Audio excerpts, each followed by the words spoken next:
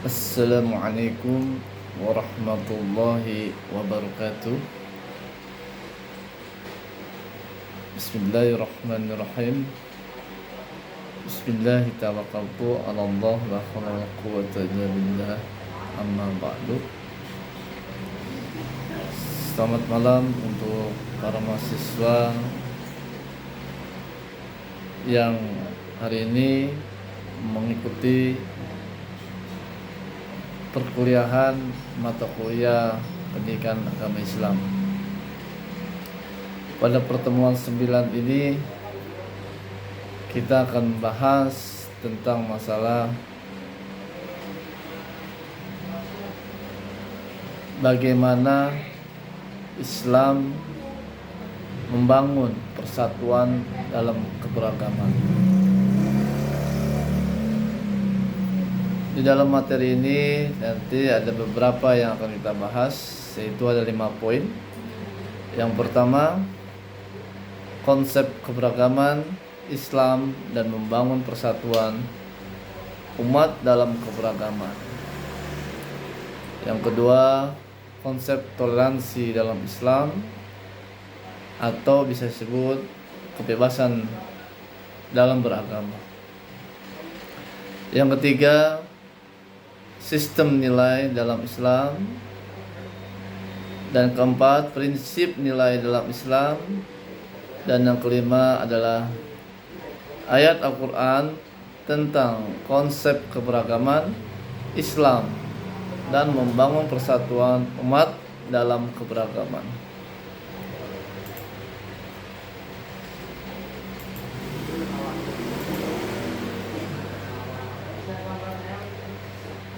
Islam merupakan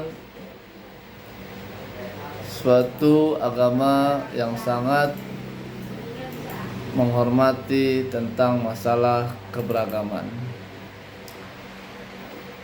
Tentunya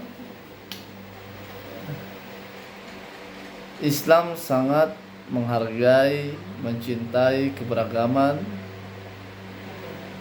yang ada di Indonesia ini, yaitu menghormati budaya-budaya yang ada di negeri tercinta ini. Konsep keberagaman Islam dan membangun persatuan umat Islam dalam keberagaman tentunya ada kaitannya dengan agama. Islam merupakan petunjuk bagi manusia menuju jalan yang lurus dan sesuai dengan tuntunan kitab suci Al-Quran yang telah diajarkan oleh Nabi Muhammad SAW. Apabila kita kaitkan dengan konteks perubahan zaman sekarang ini, Islam memandang keberagaman atau pluralitas yang ada di negeri ini, bahkan di dunia. Sebagaimana Allah berfirman dalam surat Al-Hujurat ayat 13.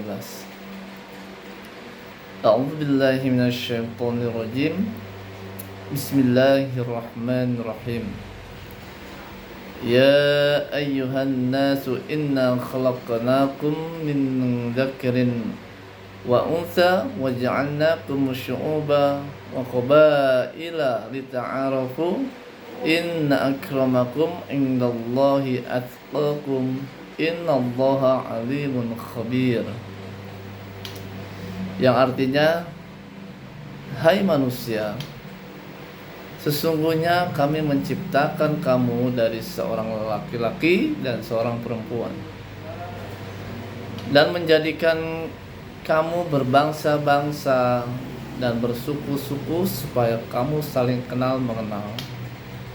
Sesungguhnya orang yang paling mulia di antara kamu di sisi Allah ialah orang-orang yang paling bertakwa di antara kamu. Sesungguhnya Allah Maha mengetahui lagi Maha mengenal. Dari ayat Al-Quran tadi menunjukkan bahwa Allah sendirilah yang menciptakan keberagaman. Artinya keberagaman di dunia ini mutlak adanya. Dengan adanya keberagaman ini, bukan berarti menganggap kelompok, mazhab ataupun keberagaman yang lain sejenisnya menganggap kelompoknya lah yang paling benar, menganggap bahwa kelompok dialah yang paling baik. Padahal jelas kita harus saling menghargai dan menghormati perbedaan-perbedaan yang ada dalam ajaran-ajaran Islam, asalkan tidak keluar dari koridor Al-Quran dan Al-Hadis. Yang harus kita ketahui adalah keberagaman sudah ada sejak zaman para sahabat. Ketika Nabi wafat, para sahabat saling mengklaim dirinya lah yang pantas untuk menjadi pengganti Nabi. Ajaran Islam mengutamakan persaudaraan atau ukhuwah dalam menyikapi keberagaman. Al-Hujurat ayat 10, Allah berfirman, A'udzubillahi minasyaitonirrajim, Bismillahirrahmanirrahim. Innamal mu'minuna ikhwatun faslihu baina akhwaikum wattaqullaha la'allakum turhamun. Sesungguhnya orang-orang mukmin adalah bersaudara. Karena itu damaikanlah antara kedua saudaramu dan bertakwalah kepada Allah supaya kamu mendapatkan rahmat. Ketegasan syariat Islam memberikan gambaran betapa perhatiannya Islam terhadap permasalahan keberagaman dengan mengutamakan persaudaraan, keharmonisan, serta perdamaian. Karena perumpamaan seperti kaum mukmin itu dalam sikap saling mencintai, mengasihi dan menyayangi, seumpama tubuh jika satu anggota sakit maka anggota tubuh yang lain akan susah tidur atau merasakan demam. Hadis riwayat Muslim. Atau bisa diibaratkan bahwa orang mukmin dengan orang mukmin yang lain seperti sebuah bangunan. Sebagian menguatkan, sebagian yang lain. Sahih Muslim nomor 4684. Artinya antara muslim dan muslim harus saling memberikan support atau dorongan, motivasi agar menjadi pribadi yang tangguh, pribadi yang kuat, dan pribadi yang memiliki saling menghargai, menghormati, dan mencintai sesama umat Islam.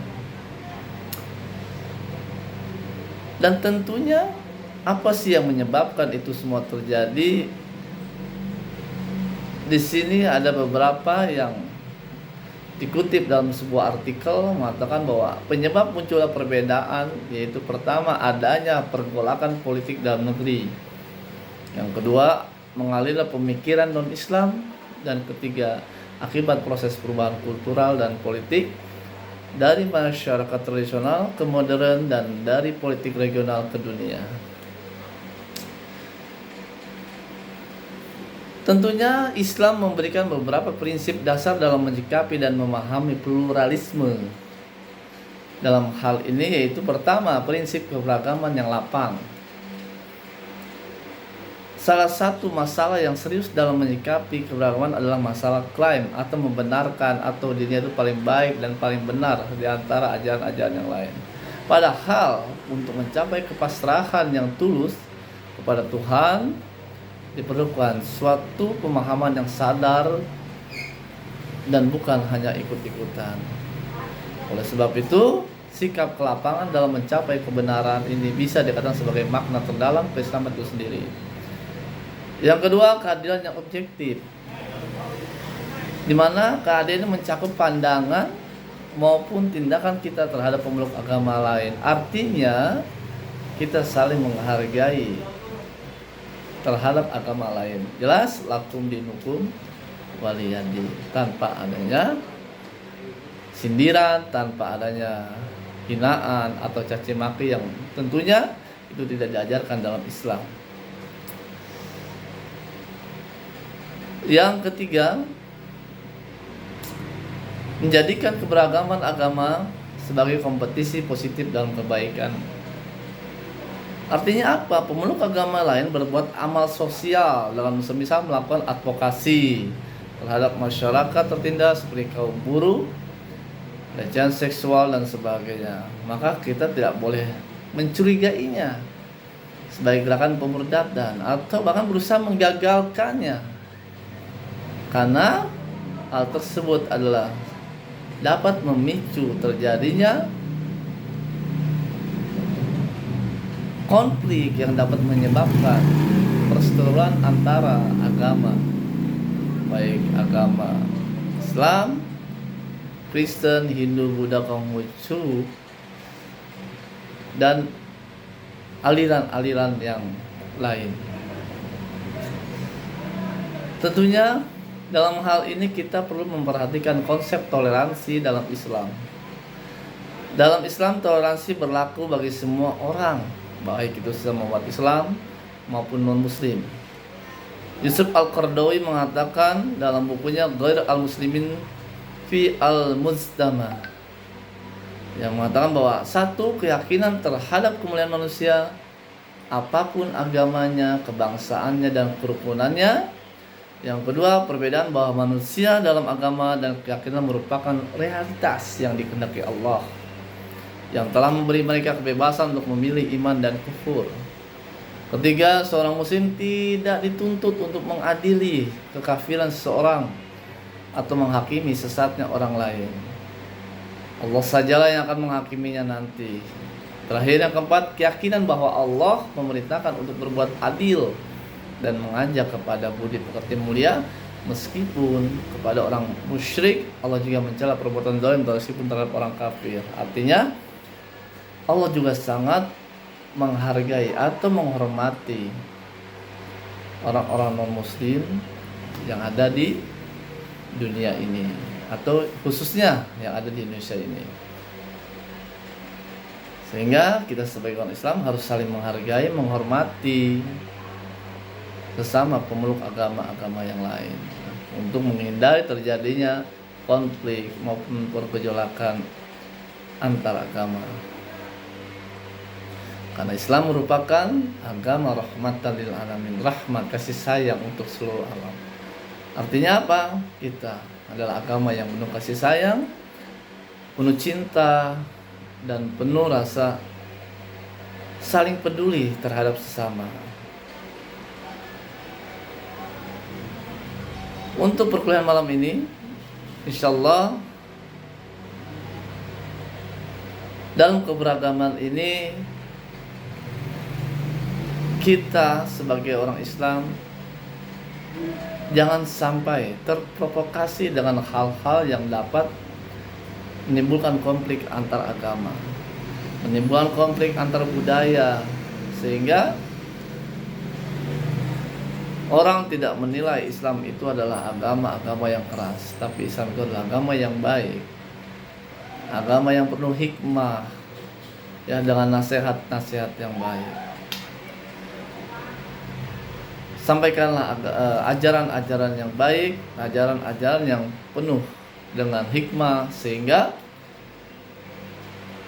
orang dapat menerima apa yang kita sampaikan, yaitu dakwah. Ud'uni ila fisabilillah. Ya. Jadi ud'uni, doalah kepadaku dan ajaklah mereka ke jalan Allah Subhanahu wa taala agar menjadi orang-orang yang baik dan menjadi orang-orang yang mengikuti jalan yang lurus. Ihdinas siratal mustaqim. Sistem nilai dalam Islam pertama adalah tauhid. Ini merupakan suatu hal yang menjadi landasan utama bagi seorang muslim untuk menganggap bahwa dirinya adalah manusia yang memiliki Tuhan, manusia yang tercipta di bumi untuk mengabdi kepada Tuhan, yaitu Allah Subhanahu wa taala. Yang kedua adalah ibadah, yaitu kita adalah hamba yang benar-benar patuh dan taat kepada Allah Subhanahu wa taala. Yang ketiga, qiyamah. Apa sih qiyamah itu? secara sepintas, berarti hari di mana ada sebuah kebenaran hakiki tegak, bukan relatif atas pandangan manusia. Contohnya, seorang muslim tidak bisa bertoleransi dengan kebenaran yang lain, akan tegak melainkan hanya kebenaran Islam lah yang tegak gitu. Insyaallah mungkin itu saja yang Bapak bisa sampaikan. Perlu dicermati materi yang Bapak sampaikan, dan kalian perlu memahami kenapa Islam sangat berperan dalam membangun sebuah kedamaian untuk membentuk keberagaman yang ada di Indonesia ini. Islam mengajarkan hal-hal yang positif. Islam mengajarkan hal-hal yang baik terhadap kita, umat Islam khususnya, kepada kaum mukmin agar menjadi orang-orang yang bertakwa, orang-orang yang saling mencintai, menghargai sesama, agar Islam ini menjadi agama yang benar-benar dipandang oleh agama-agama lain, yaitu agama rahmat atau agama yang penuh kasih sayang. Mungkin itu yang Bapak bisa sampaikan. Untuk penugasan, insyaallah Bapak akan memberikan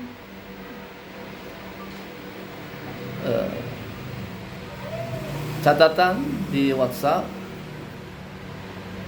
terkait dengan tugas pertemuan 9.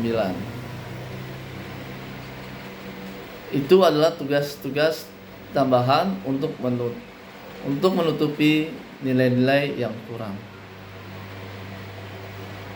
Untuk tugas yang di video ini, Bapak menugaskan kalian catat surat Al-Hujurat ayat 13, lalu memberikan penafsiran mengenai surat tersebut dari beberapa sumber, tafsir. Lalu kalian catat melalui ketikan ya yang ada di Microsoft Word, lalu digabungkan dengan tugas-tugas yang Bapak share nanti di WhatsApp. Mudah-mudahan manfaat apa yang bisa Bapak berikan. Mohon maaf kekurangan itu adalah dari Bapak, kelebihan itu datang dari Allah Subhanahu wa taala. Sebelum Bapak tutup, Bapak mohon maaf lahir batin, minal aidin wal faizin, mohon maaf lahir batin. Mudah-mudahan di bulan Syawal ini Bapak dan kita semua, mari kita bersama-sama tingkatkan ibadah kita dan tingkatkanlah amal-amaliyah kita agar menjadi orang-orang yang baik di mata Allah, agar menjadi orang-orang yang bertakwa di mata Allah Subhanahu wa taala. Izin pamit. Ihdinas siratal mustaqim. Assalamualaikum warahmatullahi wabarakatuh.